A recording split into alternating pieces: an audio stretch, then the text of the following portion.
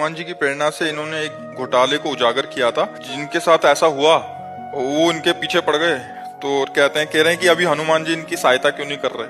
अगर आप राम काज कर रहे हो तब तो हनुमान जी सहयोग करेंगे, अगर स्वार्थ कार्य कर रहे हो तो हनुमान जी सहयोग नहीं करेंगे। 17 लाख लोगों को पैसा उनका वापस मिला। हाँ, महाराज जी, मेरी एक शिकायत करने से एक बार तो गोली चलाई थी पर वो चली नहीं, बस बच गया। ये हनुमान जी ने नहीं बचाया, ये हनुमान जी ने नहीं बचाया, किसने बचाया? वो रक्षा करने वाला है। हमें क्या, अगर हम गलत हैं तो हमें डरना चाहिए, नहीं हमें ये चिंता नहीं करनी चाहिए कि हनुमान जी रक्षा करेंगे कि नहीं करेंगे।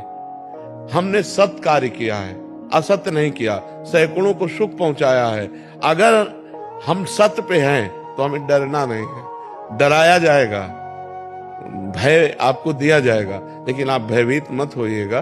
कोई आपका बाल बांका नहीं कर सकता, क्योंकि आपने सत्य कार्य किया है। यदि अपने स्वार्थ का कार्य करते, आप बेईमानी करते, तो फिर डरने का विषय था कि कर्म गलत बन गया, वो आपको डराएगा, आपको दुख दे सकता है। लेकिन आपका कर्म बहुत परोपकार का हुआ। आप जैसा बता रहे हैं कि सैकड़ों लोगों को सुख मिला, ये कर्म आपकी सहायता करेगा। आप डर क्यों रहे हो? हम हनुमान जी की तरफ लेके बात नहीं कर रहे, हम तुम्हारे कर्म की तरफ बात कर रहे हैं। आपने सैकड़ों लोगों को सुख दिया, वो सत्य कर्म है, वो सत्य कर्म आपकी रक्षा करेगा। धर्मो रक्षति रक्षिता। आप भयभीत मत होइएगा।